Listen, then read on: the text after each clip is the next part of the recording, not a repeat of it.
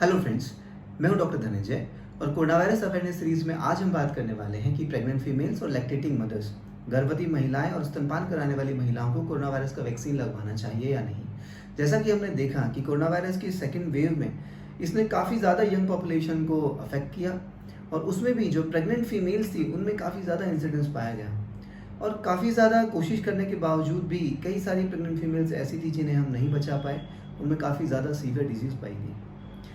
जैसा कि ये आप देख रहे हैं, ये सीडीसी के रिकमेंडेशन है कि pregnant people are at increase risk for severe illness from कोविड-19। सो ऑब्वियसली अगर इंक्रीज रिस्क पे है कोई पॉपुलेशन अगर इंक्रीज रिस्क पे है सीवियर इलनेस के लिए, तो उन्हें तो कोविड का वैक्सीन लगना ही चाहिए। हम आज इस एपिसोड में यही देखेंगे कि जो वर्ल्ड की सबसे बड़ी बड़ी संस्थाएं हैं उनके क्या रिकमेंडेशंस हैं, क्या गाइडलाइंस हैं और आपको कोरोना वायरस का वैक्सीन लगवाना चाहिए या नहीं, और आप इंडियन गाइडलाइन के हिसाब से कोरोना वायरस का वैक्सीन लगवा सकते हैं या नहीं। देखिए, इस टॉपिक पे क्लियरिटी लाने के लिए मैं सबसे पहले एक बात बताना चाहता हूँ कि जब भी कोई नया वैक्सीन या नई दवाई बनती है तो उसके सबसे पहले एनिमल ट्रायल्स किए जाते हैं। एनिमल ट्रायल्स के अंदर जो प्रेग्नेंट एनिमल्स पे जो ट्रायल किए गए उनमें भी ये जो वैक्सीन है वो सेफ पाई गई, कोई मेजर एडवर्स इफेक्ट नहीं मिला। और उसके बाद जो ट्रायल किए जाते हैं वो हेल्दी वॉलंटियर्स के ऊपर किए जाते हैं।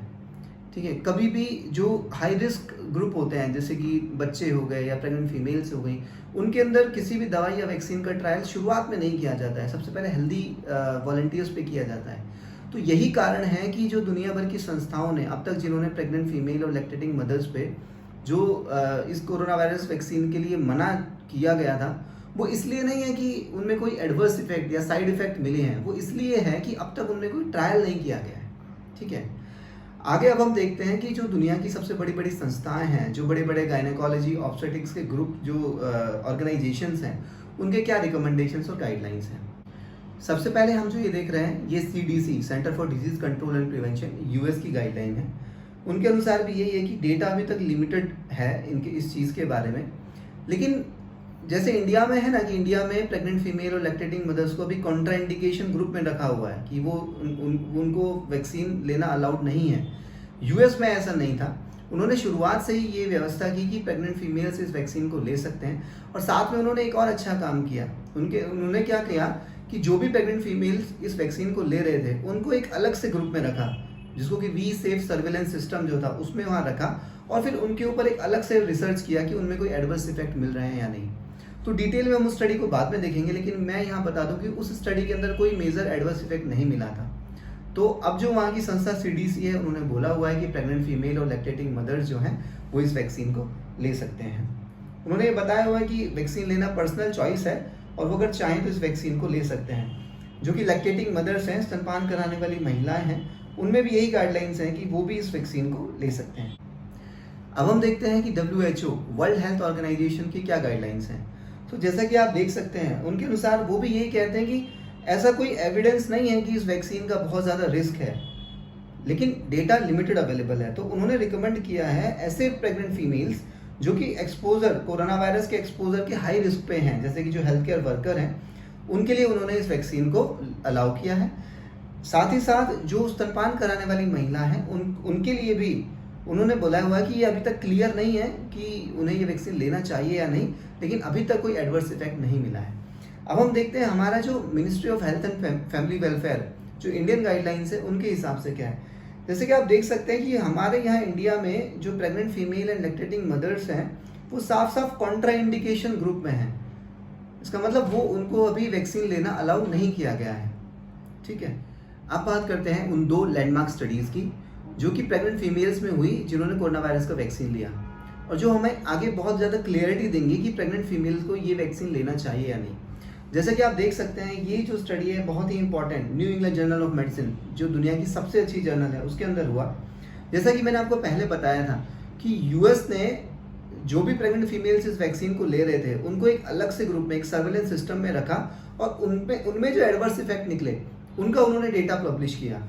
तो उसके हिसाब से दिसंबर 14, 2022 फरवरी 28, 2021 तक लगभग 36,000 प्रेग्नेंट फीमेल्स जिन्होंने ये वैक्सीन लिया था उन पर यह स्टडी हुई, और उनमें साफ साफ पता चला कि preliminary findings did not show obvious safety signals among pregnant persons who received mRNA COVID-19 vaccine. इसमें खास बात ये है कि ये जो स्टडीज हुई है यूएस में हुई और यूएस में जैसा कि हमें पता है अभी तक mRNA वैक्सीन ही वहाँ पे अवेलेबल हैं। ये एस्ट्राजेनेका कोविशील्ड वैक्सीन को अभी तक वहाँ अप्रूवल मिला नहीं है। सो उनके अनुसार ये जो mRNA वैक्सीन थी वो इन 36,000 प्रेग्नेंट फीमेल में, जो कि एक बहुत ही बड़ा ग्रुप है, वहाँ पे ये सेफ पाई गई। और दूसरा स्टडी जैसा कि हम देख सकते हैं, ये American journal of obstetrics and gynaecology में हुआ। उन्होंने देखा कि वैक्सीन का रिस्पॉन्स कैसा है, प्रेग्नेंट फीमेल और जो लैक्टेटिंग मदर्स हैं उनमें कैसा रिस्पॉन्स है। ये 131 फीमेल्स में हुई। और ख़ास बात जो उन्होंने इस स्टडी में देखी, उन्होंने ये देखा कि जो इस वैक्सीन के लगने के बाद जो इम्यूनिटी है वो बहुत ही अच्छी पाई गई प्रेग्नेंट फीमेल्स और लैक्टेटिंग मदर्स दोनों में ही। और इम्पॉर्टेंट बात ये है कि इन्होंने क्या है, जो अम्बिलिकल कॉर्ड होता है, बच्चा जिससे माँ से जुड़ा होता है, बर्थ के बाद जिसको काटा जाता है, अम्बिलिकल कॉर्ड के ब्लड में इन्होंने देखा, और माँ का जो ब्रेस्ट मिल्क होता है, जो दूध होता है, उसके अंदर इन्होंने देखा। और उन दोनों ही जगह काफ़ी अच्छी मात्रा में ये एंटीबॉडीज़ पाई गई। जो वैक्सीन लगने के बाद कोरोना वायरस से लड़ने वाली एंटीबॉडीज़ जो बनती हैं, वो वैक्सीन इन दोनों जगह काफ़ी अच्छी मात्रा में पाई गई। तो उन्होंने ये बताया कि immune transfer to neonates occurred via placenta and breast milk. तो ये एक अच्छी बात है। जैसा कि आप देख सकते हैं, इन 2 लैंडमार्क स्टडीज़ के अंदर कितना ज़्यादा बेनिफिट पाया गया प्रेग्नेंट फीमेल और लैक्टेटिंग मदर्स में जिनमें ये वैक्सीन लगा था। ठीक है। और जैसा कि हमने पहले भी हमने डिस्कस किया कि ऐसा कभी नहीं हुआ कि प्रेग्नेंट फीमेल और लैक्टेटिंग मदर्स में कोई एडवर्स इफेक्ट मिले इस वैक्सीन के। प्रॉब्लम ये है कि ट्रायल चूँकि नहीं हुआ था इस ग्रुप के अंदर, इसलिए इनको अभी तक हमारी मिनिस्ट्री ने अलाउ नहीं किया हुआ है। सो इन 2 स्टडीज़ के एनकरेजिंग रिजल्ट्स के बाद कई सारी जो कंट्रीज़ हैं, जैसे यूके, ऑस्ट्रेलिया, ब्राज़ील, उन्होंने भी प्रेग्नेंट फीमेल्स में इसको अलाउ किया हुआ है। बट ध्यान देने वाली बात यह है कि उन्होंने ये जो mRNA वाली फाइजर और मॉडर्ना वाली जो वैक्सीन है उसको उन्होंने अलाउ किया हुआ, क्योंकि उन्हीं में ट्रायल हुआ था, ये जो स्टडी हुई। अभी एस्ट्राजेनेका जो कोविशील्ड है उसका अभी तक कोई ट्रायल नहीं हुआ है। ठीक है। अब हम देख लेते हैं कि वर्ल्ड की जो मेजर ऑब्स्टेट्रिक्स एंड गायनेकोलॉजी की संस्थाएं हैं उनका क्या गाइडलाइंस है। सो जैसे कि आप देख सकते हैं कि जो RCOG, royal college of obstetrics and gynaecology, जो यूके की संस्था है वो, यूएस की जो American college of obstetrics and gynaecology है वो, उन दोनों की गाइडलाइन के हिसाब से उन्होंने बोला हुआ है कि pregnant female and lactating mothers को ये वैक्सीन मिलना चाहिए।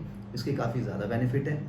हमारे यहाँ इंडिया में भी जो फॉक्सी, जो federation of obstetrician and gynaecological societies of India जो है, उन्होंने अभी रिसेंटली ही थोड़े दिन पहले एक स्टेटमेंट जारी किया। उन्होंने बताया कि ये जो कोरोना वायरस का वैक्सीन है pregnant female and lactating mothers को ऑफर किया जाना चाहिए, क्योंकि उनमें काफ़ी ज़्यादा सीवियर इलनेस मिल रही है और वो उसको प्रिवेंट कर सकते हैं। ठीक है। अब देख लेते हैं फ्रेंड्स कि इसका समरी क्या है और एज अ मेडिकल एक्सपर्ट मेरा क्या मानना है। तो फ्रेंड्स, मेरा भी यही मानना है कि ये वैक्सीन जो है बहुत ही ज़्यादा इफेक्टिव है। जैसा कि हमने नॉर्मल पॉपुलेशन में भी देखा कि वैक्सीन लगने के बाद पहली बात तो कि उनके अंदर डिजीज़ ही कम हुआ, और अगर डिजीज़ हुआ भी तो जो डिजीज़ का सिवियरिटी था वो काफ़ी कम मिला। और चूँकि प्रेगनेंसी एक इम्यूनो कॉम्प्रोमाइज स्टेट है जहाँ पे कि इम्यूनिटी पहले ही कम रहती है, तो उनके अंदर सीवियर डिजीज़ होने के काफ़ी ज़्यादा चांसेस होते हैं। और हमने भी हमारे हॉस्पिटल में देखा कि अभी रिसेंटली काफ़ी प्रेग्नेंट फीमेल्स में काफ़ी सीवियर डिजीज़ पाई गई। सो मेरा भी यही मानना है कि इतनी सारी स्टडीज़ में जब ये वैक्सीन सेफ पाई गई है, कोई मेजर एडवर्स इफेक्ट नहीं है, और इतने सारे कंट्रीज़ में इसको, जो बड़े बड़े कंट्रीज़ हैं वहाँ इसको अलाउ किया हुआ है, सो इस वैक्सीन को pregnant females and lactating mothers में अलाउ किया जाना चाहिए। बट साथ ही साथ मैं एक कॉशन देना चाहूँगा कि पहला तो ये कि ये जो अब तक जो रिसर्च एंड स्टडी ट्रायल जो हुए हैं वो mRNA वैक्सीन में हुए हैं, और वो फाइजर और मॉडर्ना की वैक्सीन अभी तक हमारे इंडिया में नहीं है।